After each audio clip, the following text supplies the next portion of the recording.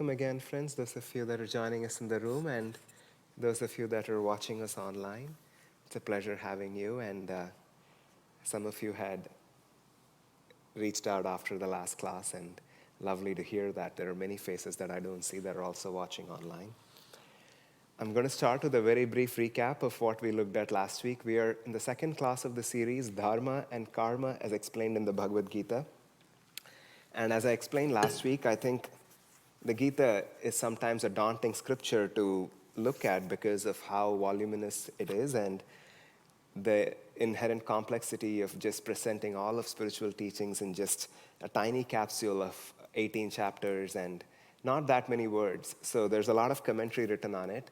And I was starting to say how this particular interpretation of the Bhagavad Gita is based on the teachings of Kriya Yoga. It came to us through Larry Mashai, the disciple of Babaji, for those of you that have read the autobiography of a yogi and familiar with the story. And Yogananda himself dictated to Swami Kriyananda commentaries on many parts of the Gita, which Swami was given the commission of by his guru to write this commentary. And later on in his life, Swami wrote this particular book. This is what we are using as our guidebook to explore this topic. And I thought just looking at Dharma and Karma, these two fundamental principles, these words that are so commonly used in our culture today.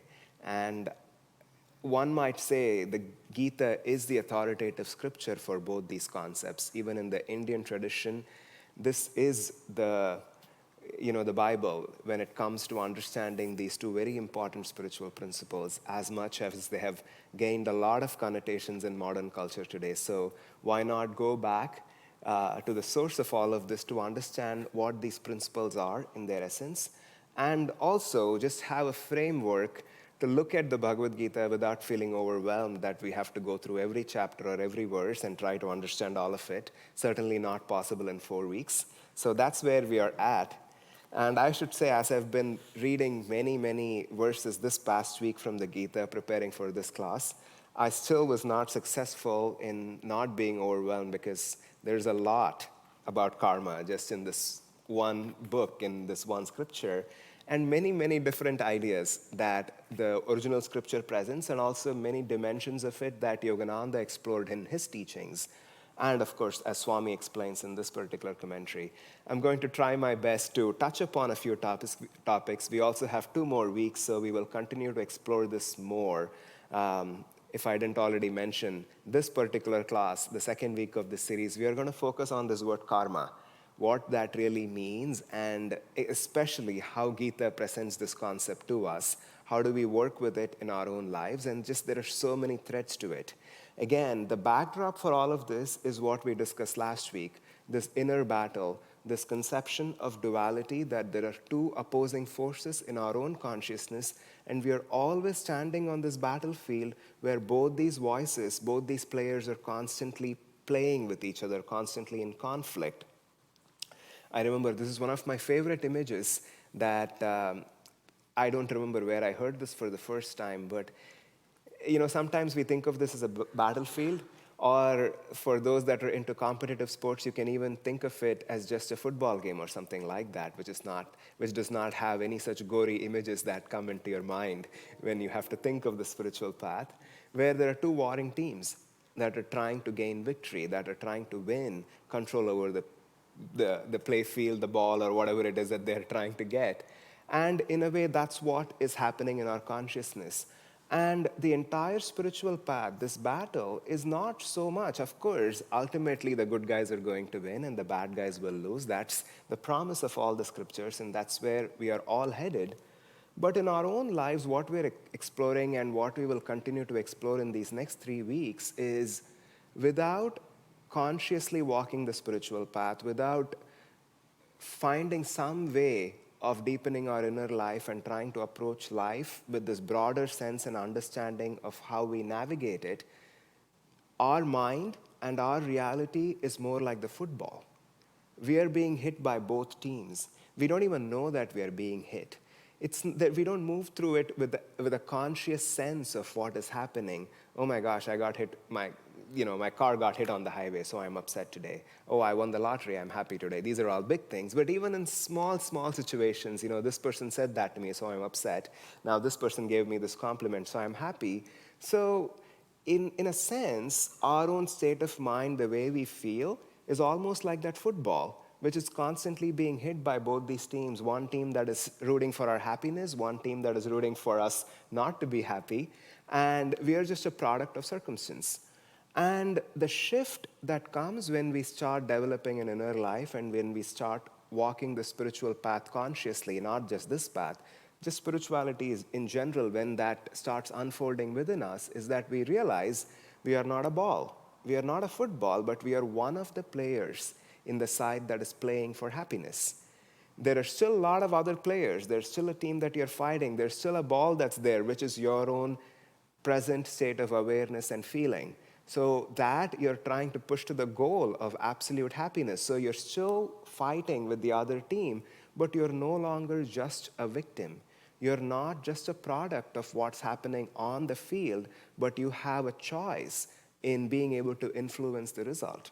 And this choice is what we are progressively trying to increase as we go through, as we start spiritually unfolding in our own life, is that we are trying to get greater and greater choice. When Swami Kriyananda was living in Mount Washington and his parents had just left to Egypt. And obviously, his parents were not very impressed by his choices. And I can't remember their name. They had relatives who were living in California, I think Matt and Sue or something like that. They had, he just gives their first names in his autobiography, The New Path. And they come to visit him in Mount Washington and, just to check on him, check on Walter. How is he doing? Donald Walters, that's what his name was. How is Don doing? Can you please go check on him? That's what his mother asked these relatives to do. And they show up in Mount Washington, and they're talking to Swami, everything looks good, and they're like trying to figure it out. They're not buying this whole guru thing. They're not really into what Swami is doing and all of that.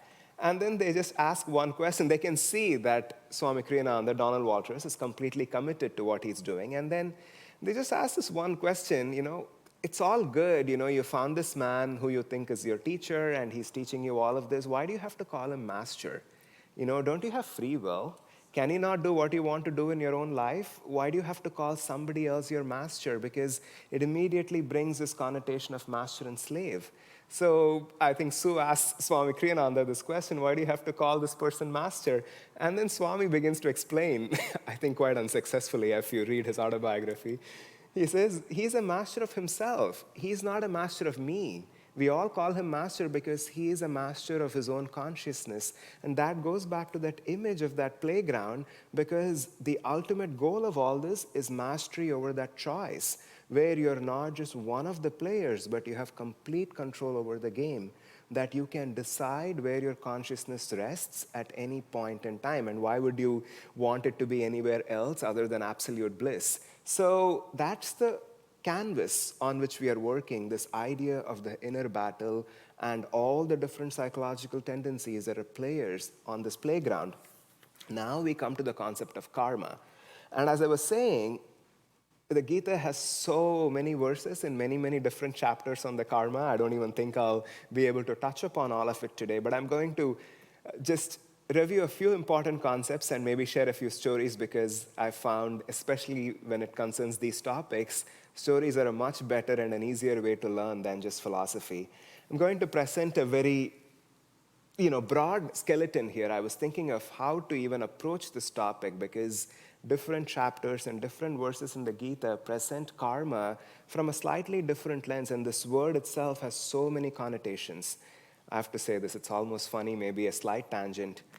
I think I was just scrolling through Netflix, to be quite honest, and I did not watch the series. It's apparently something that came up in the last few months, so it was popping up again and again on my screen. And I think the name of the series is Don't Blame Your Karma.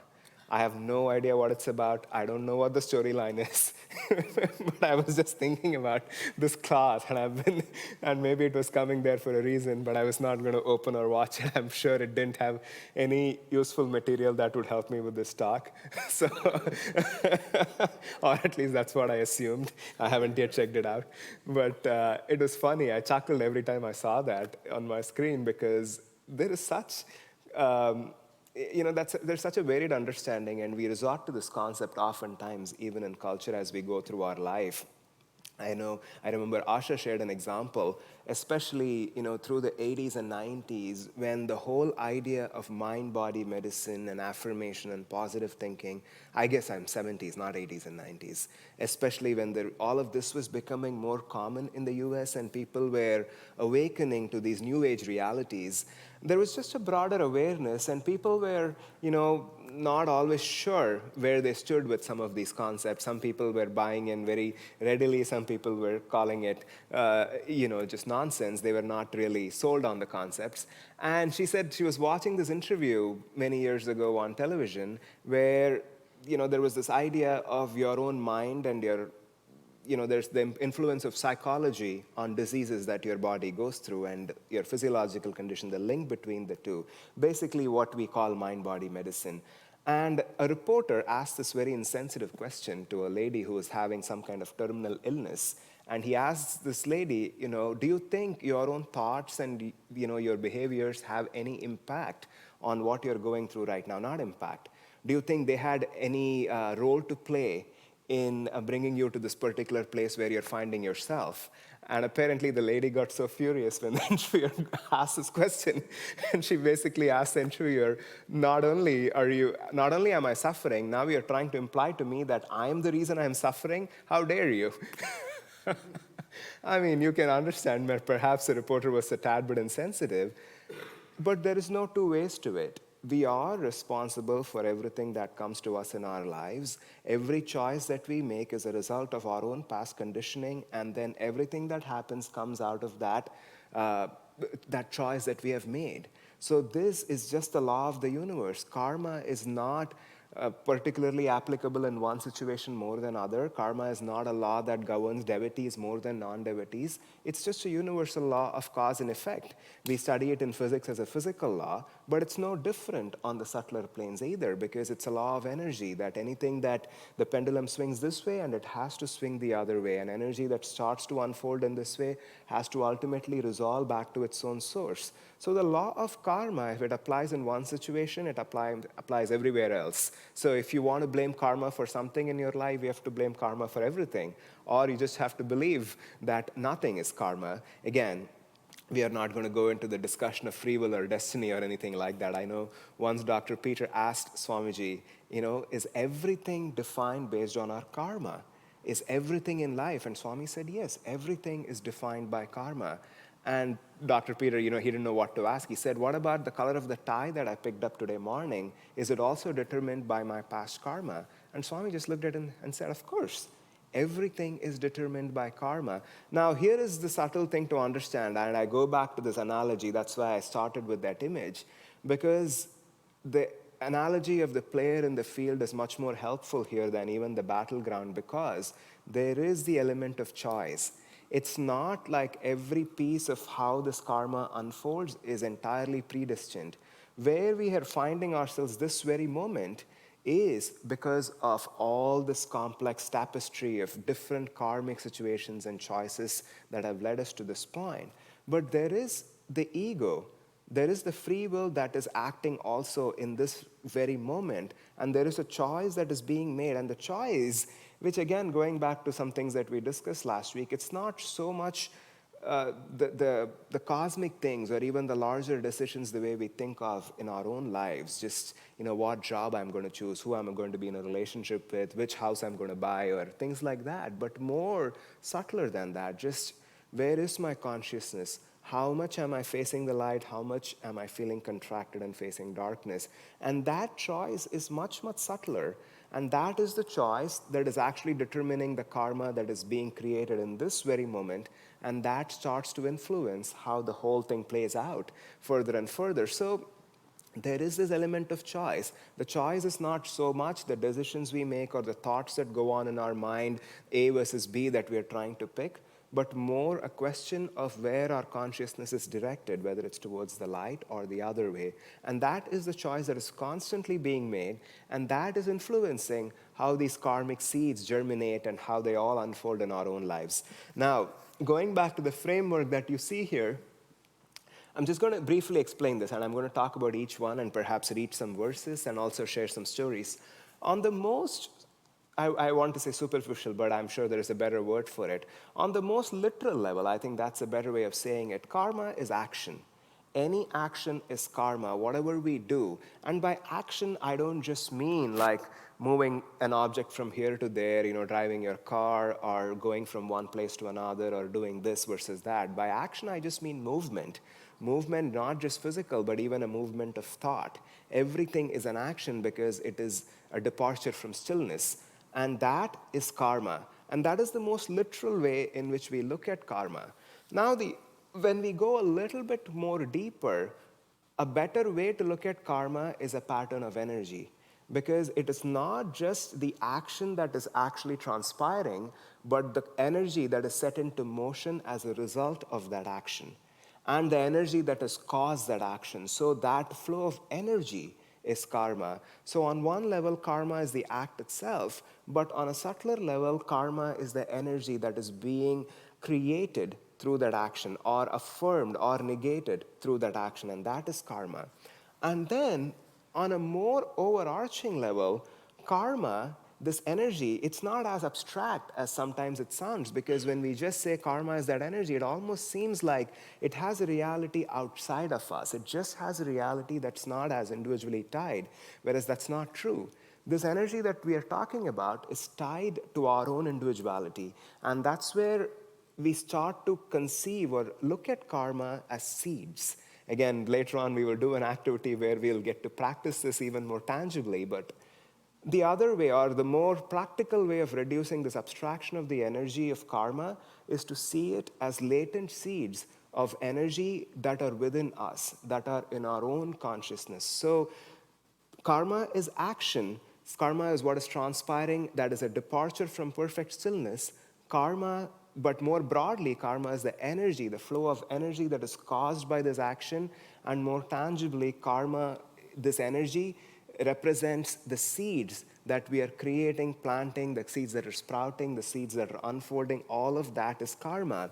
And the fourth level that I have here, which is again the broadest and the most overarching conception of karma, which again and again the Gita brings us to. I'll read a few verses from the Gita which will clarify this idea also. Is karma essentially is ego identity. Because when we truly understand the concept of karma, we realize that this act, the seeds, the energy, all of this is actually tied. It has any reality at all only because it is tied to the pole of ego consciousness. And what is ego consciousness? Yogananda defined ego consciousness as the infinite spirit identified with the limited body and mind. So it is our own true reality that's gotten confused. I'm saying confused, but it's the essential nature of delusion itself, that we think we are this limited identity. And karma itself has any reality only in the context of that limited identity. So karma is all of these four things, and depending upon what context or how we are looking at it, we might be seeing it in one perspective more than the other, but it's all of those. Sanskrit itself is a multidimensional language. So based on how we are using it and what we are saying, you might be emphasizing one or more of these connotations of karma than the other, but at all times you are actually talking of all these four things. And I also have a few other things written here. This is where these, please, Billy, you have a question. So could we summarize that karma is having to do with lower self, and dharma is higher self, capital S? Is that I'm going to repeat Billy's question so it can be recorded on camera. So Billy is asking, can we summarize by saying that karma is related to the lower self and dharma is related to the higher self? The first part, yes. Karma is related to our own limited identity, because even for a moment, if we are not identified with it, then there is no concept of karma. But Dharma is not necessarily transcendental either. We will come to it next week and the week after that as we discuss more, because Dharma is just action that is oriented in the right direction. So Dharma is also not transcendental of the limited identity, but towards light. but towards light. And karma is a pretty agnostic concept. It's not negative, positive, inherently anything in and of itself. Again, that's also something we'll explore, probably not today, but next week. Karma is just a neutral concept, and dharma does have an orientation, a positive and a negative orientation. That's the other important point to understand here. I'm glad you asked the question. Karma does not have any inherent orientation of its own. Karma is just action, energy, seeds, and identified with the ego. That's what karma is. In its own essence, it doesn't have to be positive or negative. I'm skipping a few ideas here because the question came up, but we will discuss this more next week because Swami Kriyananda says here, what is good karma, what is bad karma, what is dharma, what is not dharma, what is right action, wrong action, and all of that. And he says, anything that leads us towards greater and greater identification with our own higher reality is good karma. So there could be actions and energies and seeds and even things tied to our ego identity that are propelling us in the direction of greater expansion of self-identity. And that, in a very broad sense, although karma is a neutral word, can be considered good karma. And no matter what it feels like in the moment, if any of these are taking us in the opposite direction of affirming or contracting or solidifying that identity with the lower self and our own limited ways of being, then it is not positive karma in a sense. So karma in essence is neutral, whereas dharma does have an orientation. Does that more or less answer? So with that, I'm going to read a few verses of Gita, and we will just, I think the way I want to do this is if all of you, those present in the room and also those watching online, I invite you to just sit up straight and let's just close our eyes. I'm going to read these verses just a few times I'm not going to read any part of the commentary, but the original verses from the Gita itself. And we will just take a moment to briefly meditate on it. I'm going to read it, there'll be no pause, but let's think through these words and just take in the vibration of the idea, not so much just the words and the meaning themselves, but what essentially the scripture is trying to convey to us. This is chapter 4. I'm going to read a few verses from chapter 4 of the Bhagavad Gita. He is a yogi of true discernment who sees inaction in action and action in inaction. I'm going to read that twice more, and let's just sit with that line. Don't try to analyze it. We will talk about it a little bit, but let's just sit with that idea. He is a yogi of true discernment who sees inaction in action and action in inaction. He is a yogi of true discernment who sees inaction in action and action in inaction.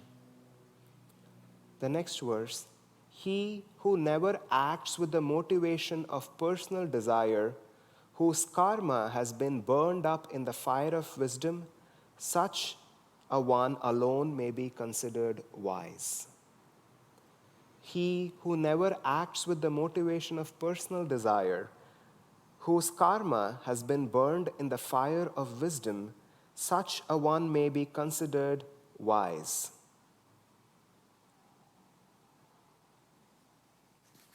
Even in doing physical labor, he incurs no karma, for he has renounced all sense of possession. Even in doing physical labor, he incurs no karma, for he has renounced all sense of possession.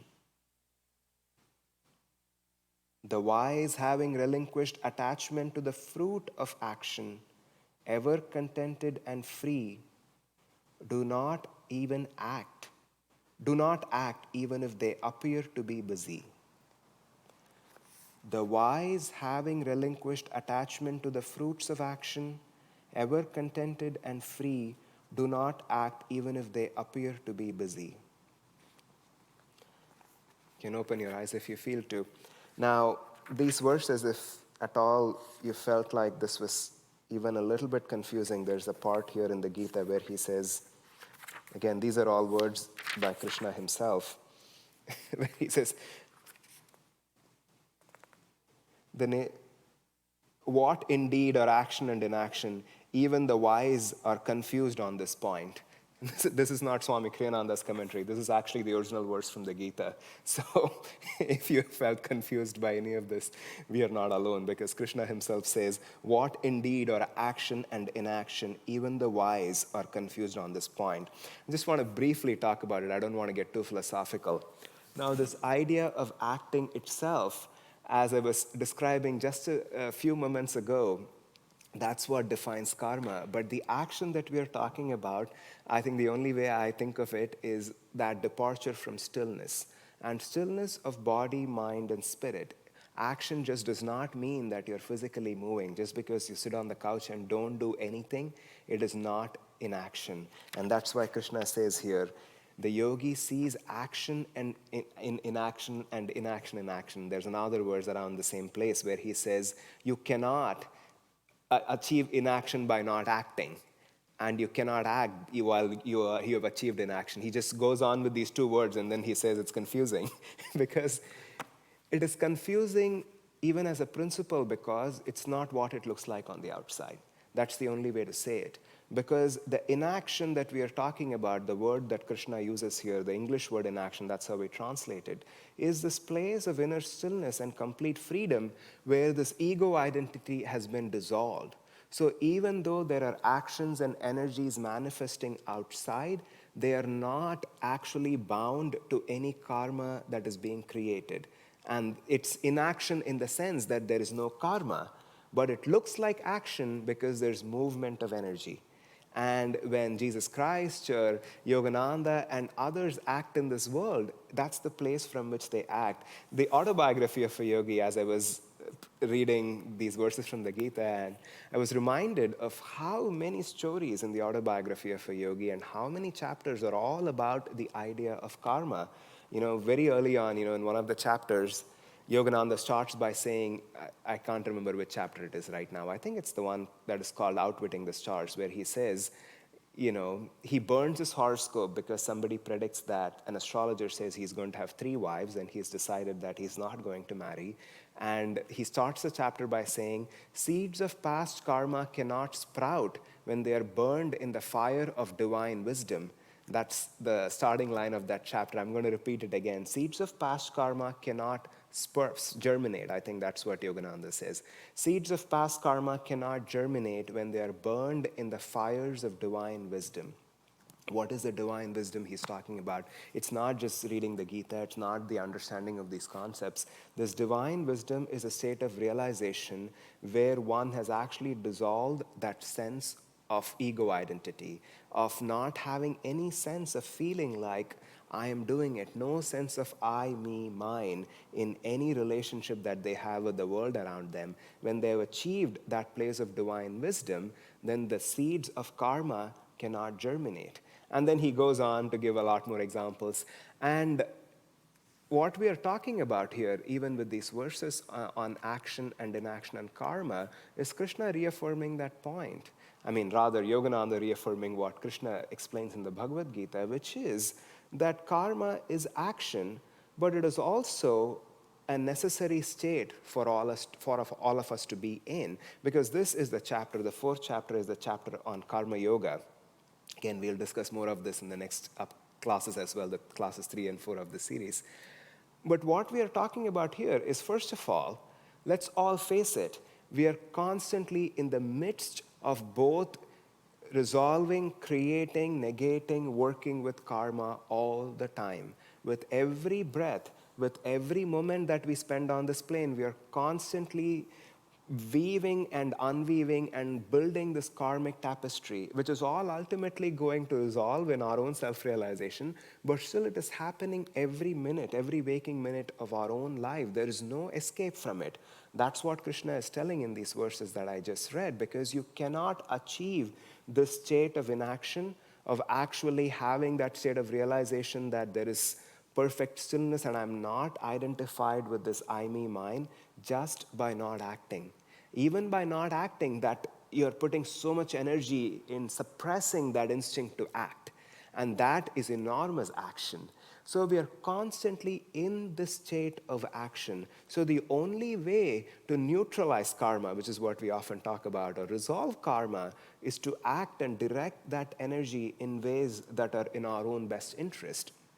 Now, moving on, just to even think of karma as energy, the autobiography of a yogi has so many fun and interesting stories, which I'm sure most of you have read.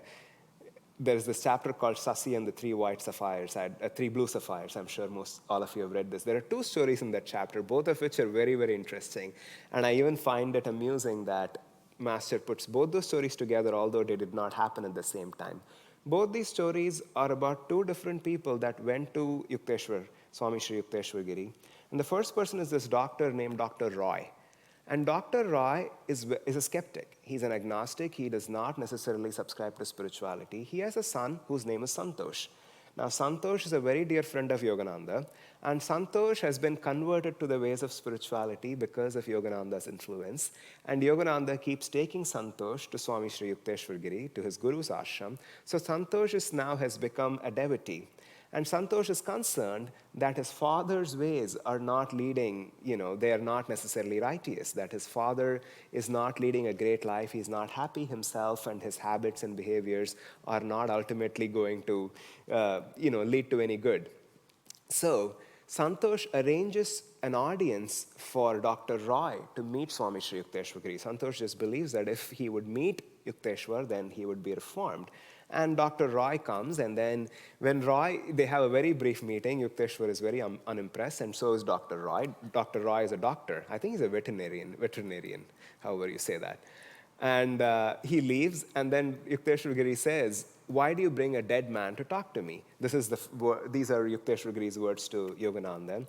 And Yogananda is just shocked. "What do you mean? He's alive and he's doing very well. He's a doctor. He's being very successful in his profession."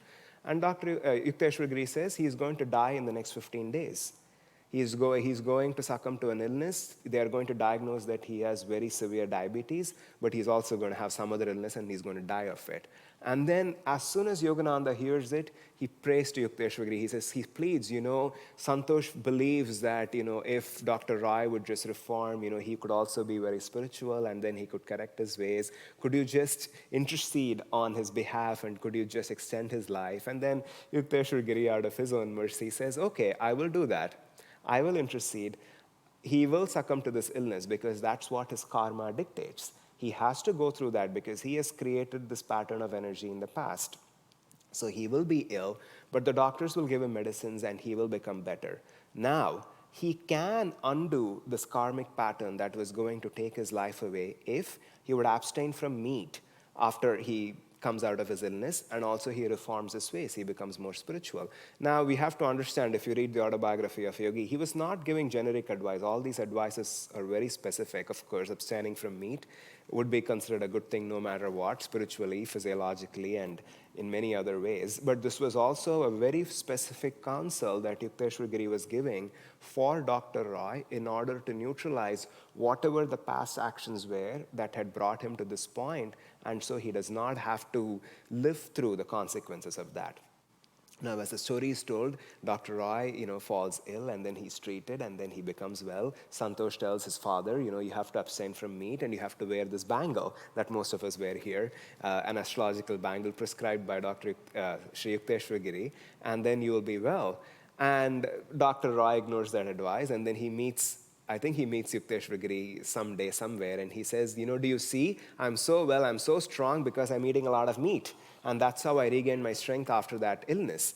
And exactly as Yukteswar Giri predicted, at the 6-month mark, Santosh comes crying into the ashram. He says, my father just fell down dead today morning. And that's the end of that story. He doesn't go anywhere after that. That story just ends. And then he moves on to this other story of this devotee named Shashi. And Shashi is, again, a friend of Yogananda who is visiting Yukteswar Giri, and Yukteswar is very fond of him. And Yukteswar Giri says, I think he is very wild and disorganized in his personal life. That's what Yogananda says. I have no idea what that means. But Yukteswar Giri says, if you don't change your ways, if you don't reform, you will not be, you will actually succumb to an illness and you will not be able to come out of it. You may even lose your life. And Yukteswar says, in this particular case for Shashi, he says, if you would wear a 2-carat blue sapphire stone, then you can neutralize this karma. If you would wear an astrological bangle and if you would wear a 2-carat blue sapphire stone, then you will be fine. And Shashi, as beautiful a devotee as he is, he says, Guruji, I don't need a sapphire. I just need your protection and your grace. I know you will protect me. I know you'll always take care of me. Please take care of me. I'm not going to get any sapphire. Why do I need a sapphire? I think he also says, it's too expensive or something like that. That's why he does not actually follow up on Yukteswar Giri's advice. He does not get the sapphire. And right at that moment, Yukteswar Giri says, almost makes a prediction. He says, a few months from now, you'll bring 3 blue sapphires, 2 carats each. But at that time, it will be too late. They will not be able to protect or save you. It's almost like, Jesus predicting to Peter, before the cock crows in the morning, you're going to deny me 3 times. These masters, they know all these patterns of karma that are waiting to germinate, the exact ways in which they are going to unfold. And exactly things happen the way Yukteswar Giri predicts. Shashi falls ill and Shashi, he gets tuberculosis and then he's very, very sick. And he remembers Yukteswar Giri's advice that he should wear a blue sapphire, and exactly he goes and tries to procure blue sapphires. He gets 3 stones and he brings it to Yukteswar Giri and he says, I have these 3 sapphires. And then Yukteswar Giri says, too late. You cannot be protected now. And then, of course, as gracious and merciful as these masters are, Yukteswar Giri says, just wear the astrological bangle right now. And and do these certain things and you'll be saved. It is almost interesting. I think Yogananda does not reveal much of the specific counsel that Yukteswar Giri gives Shashi. Now that I'm sharing this story, there's also another story from one of the letters that Dr. Lewis wrote. It's in a book which is a collection of, it's like his biography written by Dr. Lewis's daughter. And in this particular story, Dr. Lewis has been having this, I can't remember right now what it is. It may have been something dental or some severe ailment that was very difficult to treat. And then he goes and asks Master, what can I do? This is really debilitating me. I need some solution. And then Dr. Lewis writes in his own words in this letter that he writes to Brenda, he says, Master gave me a very, very specific recipe for a medicine. And then he asked me to do it in this particular way, and he said I was perfectly fine. But you can see the way he's writing, he's not going to reveal anything.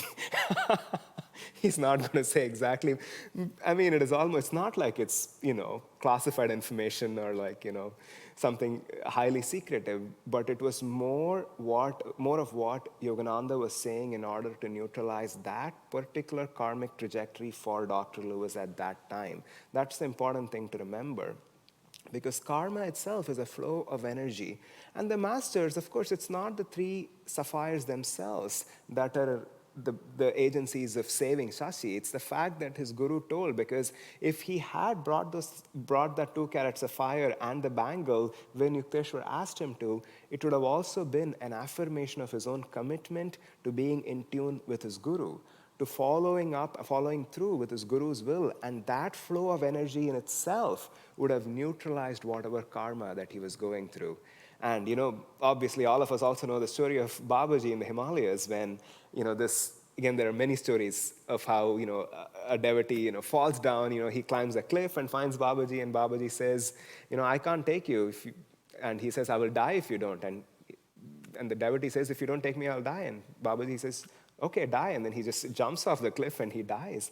And then everybody brings the bones and he brings them back to life. And he says, oh, you actually had to die in order to neutralize the karma that was holding you back from being a disciple here. And now that karmic debt has been paid off, now you can be with me. And then Babaji takes a piece of wood from the burning pyre and then he just burned somebody's hand. And then, a devotee asks, Master, what are you doing? You're being so rude, or you're not being kind to this man. And, and Babaji turns to him and asks, would you rather see this man just burned to death in this fire? We don't quite understand the whole calculation of karma and everything that's happening when, in that story of the lady with the terminal illness being asked, do I have any role to play? Of course she did. But we don't have that kind of cognition of exactly all the different pieces that played out that has brought us to this particular point. And if we did not want to suffer in those particular ways, what needed to be done? We cannot know that from our own minds because we are too caught up in one of the explanations of the verses in this book. I'm not going to read all of it, but it's very interesting. If you want, I can tell you where exactly it is in this book. Swami defines the different kinds of karma as described in the Indian scriptures.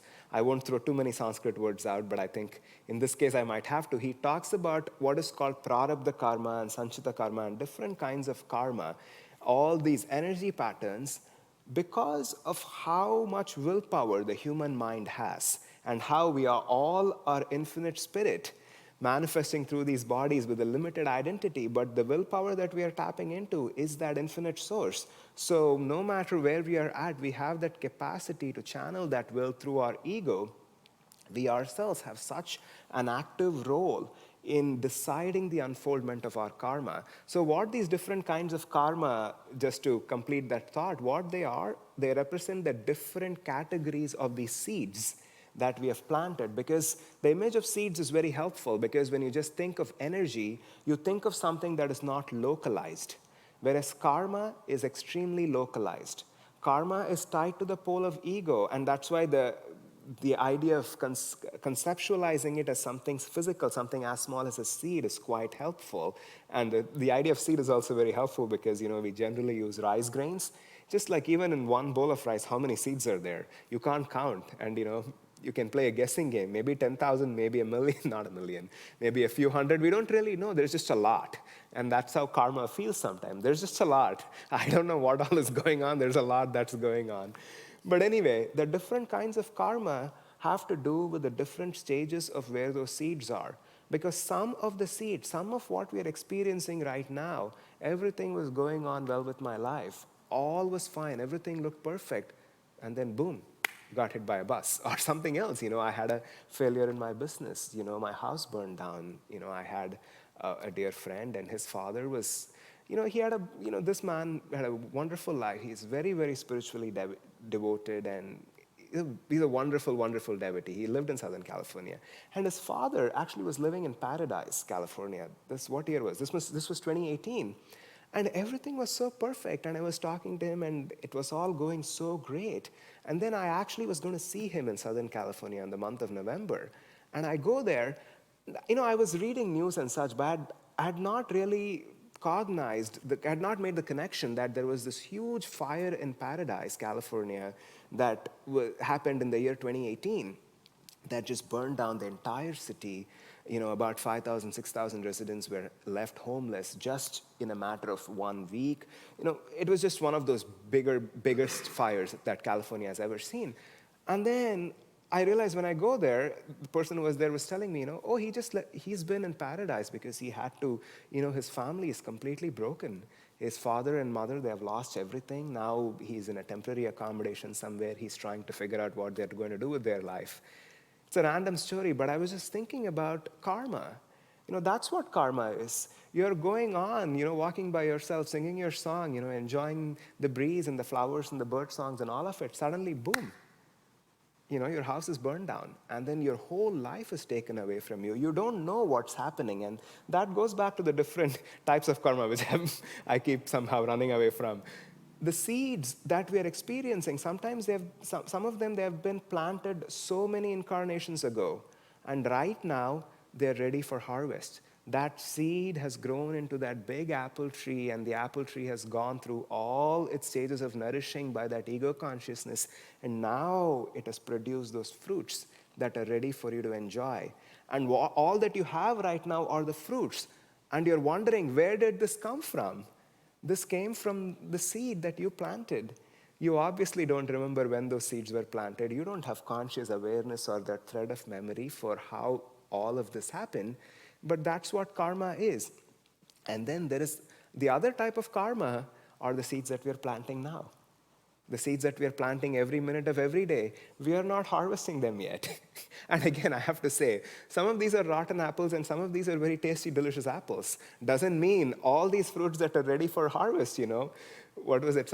I was just reading an article 2 weeks ago. some big lottery. I don't know the names of all of this, Mega Million something. The person who won many, many millions of dollars, this person chose to be anonymous. I don't, for whatever reason, it's not something I have any relationship with, but that was the headline of the news article. But that was a fruit. You were there buying a lottery ticket. You didn't know what you just thought you're going about your life. I don't know whether this person was wealthy, poor, who he was, what his story was. And suddenly one morning he wakes up, he's a billionaire. This was a $1 billion lottery, not millions. So one morning he wakes up and he's a billionaire. Can you believe that? He's a billionaire. I didn't even know there were lotteries that were worth $1 billion. Anyway, I think so, if I remember right. And so there are all these seeds that are right now germinating and ready for harvest, and also there are seeds that we are planting. Now, the role of ego consciousness in all of this is also how we thwart. That's what Yukteswar Giri calls in autobiography. He calls it the thwarting cross currents of ego. What are we thwarting? If you think about it, what we are thwarting is the universal flow of energy itself. And so the reason why even these stages of karma exist is because of our own commitment to our delusions and how we want to find happiness. We are holding that seed from sprouting into the tree and bearing fruits right this moment. If there was no thwarting current, that seed just nourished by the universal current of energy, as soon as planted, it would grow into a tree and all the apples would fall down. It wouldn't have any substantial reality that would sustain time. But rather, in most of our lives, it does not happen that way. We plant seeds, but our egos our willpower keeps suffering at bay. We are so creative. We are so committed to how we want to be happy, how much we want to avoid suffering, that we hold all of this karma at bay all the time. Unless some of these trees that are resistant, the trees have to ultimately grow. The only achievement that the thwarting current has is to keep the seed from sprouting, and then eventually the seed will sprout. You can keep the seed from growing, and then eventually the sapling becomes a tree. You can prevent the tree from sprouting, but you can keep doing it. But at some point, that tree will bear fruit, no matter how much willpower you put in to thwarting it, because it is the universal flow of energy that is waiting to fulfill itself. In this particular explanation of this verse, Swami presents some very interesting ideas. He talks about how the vibration of Om, he calls it cosmic karma. Because karma is localized. But if you were to think of karma just as energy, karma is localized because of our identity, not because of its own nature. But there is also energy that is not localized, energy that's just cosmic in nature, and that's just the vibration of Om. So Swami talks about how, again, that's why I use that word, departure from stillness. That's what action is. And what is the very first departure from stillness?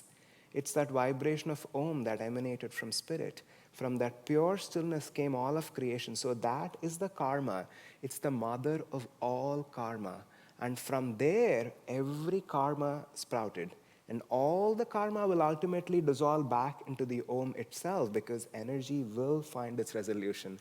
There's a beautiful Bengali devotional song that I really enjoy singing. It's a song written by this poet Ram Prasad, which I assume most of you know, because Master was very fond of Ram Prasad. And there's a line in this song that I would, it's almost poetic. I don't even know it represents the same idea, but it's not something I can work with, but I really, really enjoy thinking about it. Ram Prasad sings, he talks to Divine Mother as Kali. He says, you're the only person you're the only self-willed person in this universe. Everybody else thinks they have their will, but there's only one self-willed person, and that's Kali. And then he says, you are working out your karma, and everybody else in this world like to think they are the ones who are doing it. And it's almost, as I said, it's this poetic idea that I just sit with. And it's almost sweet and charming to think of ourselves in that context of being, children of Divine Mother, because that is the overarching thread of karma that we are all holding on to. No matter what we are doing with our ego and that ego identity, and all the seeds that are waiting to sprout and the energies that are trying to resolve and all of that, ultimately it's part of this cosmic flow, it is part of this tapestry. And ultimately that's what Swami also talks about here in many of his verses as he explains the concept of karma is we think of good and bad karma in a different context in this world. And no matter how much philosophically we think about these ideas, when it comes to our own life, we do have this limited sense of how we work with it. There's no other way to it because we cannot wish to be somebody we are not. What is bad karma? Oh my gosh, I'm having this surgery. I got a cancer diagnosis. My car broke down. I'm having this big expense that's coming up. Something happened to somebody that I really love. All of this that produces suffering in the moment, we have no other capacity in our own life except to think of that as somehow a fruit that we don't want. It's that rotten apple that I would prefer not to have that. If there was any chance for me to avoid that apple, I will. I do not wish to have it at this moment. And there's no other way to it because of the way we are made and because of how we move through this world. And there's nothing wrong with it. That's what I wanted to say. There's nothing wrong with it because inherently that desire for happiness and that desire to avoid suffering is after all a divine seed that was planted in us. Of course, that seed is now covered in so much delusion that we all have this committed ideas of how we want to be happy and how we want to avoid suffering. But ultimately, it is an idea that is worth meditating on when Swami says, what is good and bad karma? That fruit that is going to take you towards greater self-expansion is good karma, and that which is going to take you into contracting into your own ego, that is bad karma. And you could take it one step further and say it is that element of choice itself. There's nothing inherent in the fruit. Every fruit that is ripening on that tree could be that fruit that is taking you closer to greater self-expansion, whether it's, the bad news that you got from the doctor, whether it's a financial loss, whether it's something that terrible that's happening to somebody close to you, whatever that is, or it's the mega billion lottery that you won, or a promotion at work, or a new car that you bought, or all of those are fruits that are, dropping from the tree every single day. And what determines whether it takes us towards greater self-expansion or away from it is the choice that we make, how we face into that fruit, whether we are able to see it as part of Divine Mother's own flow of working out her karma, which is energy resolving itself. It's not me. There's no I. This is an energy resolving itself. It's perhaps the most useful impersonal way to look at it because personally you can't make sense of it. You can't keep telling yourself sometimes that this is good, this is good, this is good, this is good. Because every cell in your body is saying, I don't want it. But you can step back and say, this is Divine Mother working out her karma. She is resolving this universal flow of energy. My ego had a role in creating it, and my ego is now reaping its fruit. So I do have a personal relationship with it, but ultimately it's not personal. It's just that impersonal universal flow of energy because energy was created, it was set in motion. Now that energy is resolving back into Om. And in that way, this energy resolving, and that's where we come to this idea of thwarting cross-current. Because when we reach that place, even as Swami lived all of his life, I'm out of time to share more stories from Swami's life, which all relate to this point. But that's how he lived. There was no thwarting cross-current of ego. He never called himself an avatar, and he made it clear that he was not one. But how would I know anyway? It's not like I have the ability or qualification to decide that. But he lived without those thwarting cross-currents of ego, that any fruit that was ripening was one given to him by Divine Mother. And our lives are not any different either. When we step away from thwarting, but rather accepting even-mindedly, and those are the verses that I read from the Gita. I'm going to read a couple of verses more before we finish. And all that we want to do, as we read every week in the Festival of Light, the coin of redemption now has exchanged to calm acceptance and joy. So that's our coin of redemption. That's how we neutralize that thwarting cross-current of ego through calm acceptance and joy, because we don't have to pay that price anymore through pain and suffering, but rather through calm acceptance and joy. No matter what those fruits are, they take us in that positive direction of greater self-expansion. So before we move on to our activity, I'm going to read just a couple of more verses. Again, I invite you to sit straight and just take in these ideas and take it deep into your own soul, tuning into the vibration of the sacred scripture and Yogananda's interpretation of it.